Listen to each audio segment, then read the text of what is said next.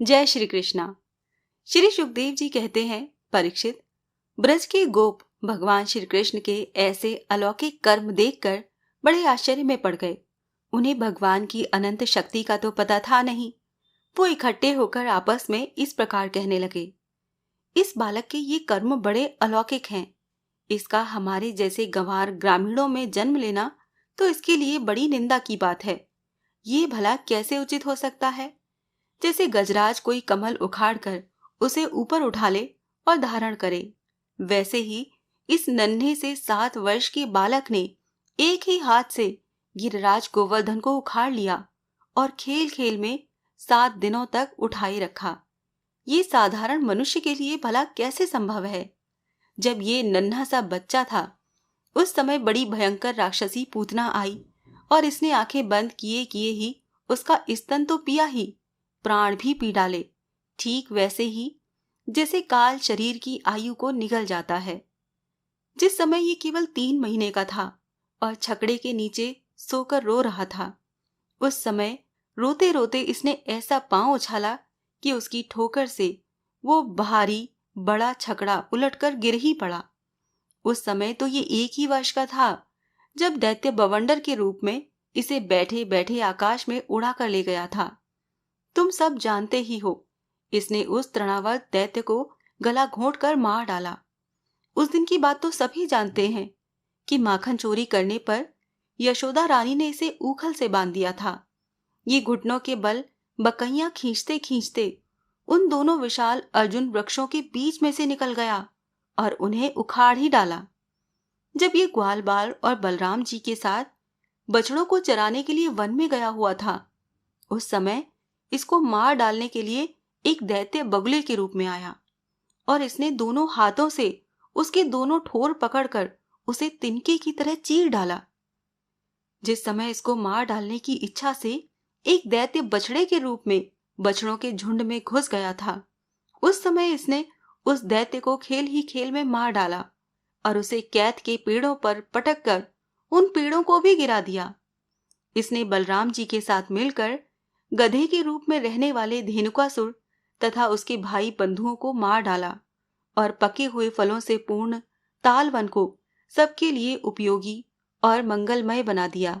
इसी ने बलशाली बलराम जी के द्वारा क्रूर प्रलंबासुर को मरवा डाला तथा दावानल से गायों और ग्वाल बालों को उबार लिया। यमुना जल में रहने वाला कालिया नाग कितना विषैला था, परंतु इसने उसका भी मान मर्दन कर उसे बलपूर्वक देह से निकाल दिया और यमुना जी का जल सदा के लिए विष रहित अमृतमय बना दिया। नंद जी, हम ये भी देखते हैं कि तुम्हारे इस सांवले बालक पर हम सभी ब्रजवासियों का अनंत प्रेम है और इसका भी हम पर स्वाभाविक ही स्नेह है।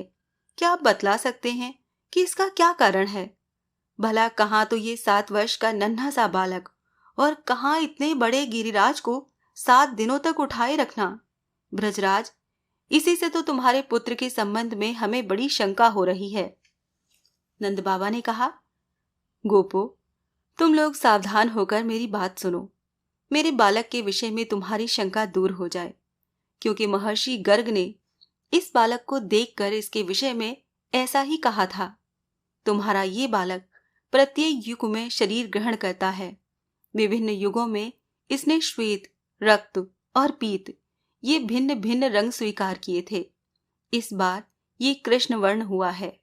नंद जी, ये तुम्हारा पुत्र पहले कहीं वसुदेव के घर भी पैदा हुआ था। इसीलिए इस रहस्य को जानने वाले लोग इसका नाम श्रीमान वासुदेव है ऐसा कहते हैं। तुम्हारे पुत्र के गुण और कर्मों के अनुरूप और भी बहुत से नाम हैं तथा बहुत से रूप। मैं तो उन नामों को जानता हूं, परंतु संसार के साधारण लोग नहीं जानते। ये तुम लोगों का परम कल्याण करेगा। समस्त गोप और गायों को ये बहुत ही आनंदित करेगा। इसकी सहायता से तुम लोग बड़ी बड़ी विपत्तियों को बड़ी सुगमता से पार कर लोगे। ब्रजराज, पूर्व काल में एक बार पृथ्वी में कोई राजा नहीं रह गया था। डाकुओं ने चारों ओर लूट खसोट मचा रखी थी। तब तुम्हारे इसी पुत्र ने सज्जन पुरुषों की रक्षा की और इससे बल पाकर उन लोगों ने लुटेरों पर विजय प्राप्त की। नंद बाबा, जो तुम्हारे सांवले शिशु से प्रेम करते हैं वो बड़े भाग्यवान हैं।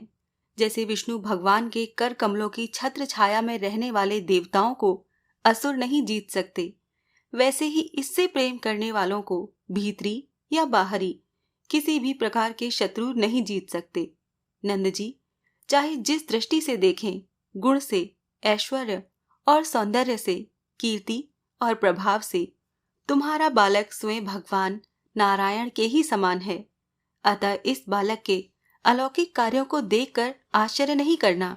गोपो, मुझे स्वयं गर्गाचार्य जी ये आदेश देकर अपने घर चले गए। तब से मैं अलौकिक और परम सुखद कर्म करने वाले इस बालक को भगवान नारायण का ही अंश मानता हूँ। जब ब्रजवासियों ने नंद बाबा के मुख से गर्ग जी की ये बात सुनी, तब उनका विस्मय जाता रहा, क्योंकि अब वो अमित तेजस्वी श्री कृष्ण के प्रभाव को पूर्ण रूप से देख और सुन चुके थे। आनंद में भरकर उन्होंने नंद बाबा और श्री कृष्ण की भूरी भूरी प्रशंसा की। जिस समय अपना यज्ञ भंग हो जाने के कारण इंद्र क्रोध के मारे आग बबूला हो गए थे और मूसलधार वर्षा करने लगे थे, उस समय वज्रपात, ओलों की बौछार और प्रचंड आंधी से स्त्री, पशु और ग्वाले अत्यंत पीड़ित हो गए थे। अपनी शरण में रहने वाले ब्रजवासियों की ये दशा देखकर भगवान का हृदय करुणा से भर आया, परंतु फिर एक नई लीला करने के विचार से वो तुरंत ही मुस्कुराने लगे। जैसे कोई नन्हा सा निर्बल बालक खेल ही खेल में बरसाती छत्ते का पुष्प उखाड़ ले, वैसे ही उन्होंने एक हाथ से ही गिरिराज गोवर्धन को उखाड़ कर धारण कर लिया और सारे ब्रज की रक्षा की। इंद्र का मद चूर करने वाले वो ही भगवान गोविंद हम पर प्रसन्न हो। जय श्री कृष्णा।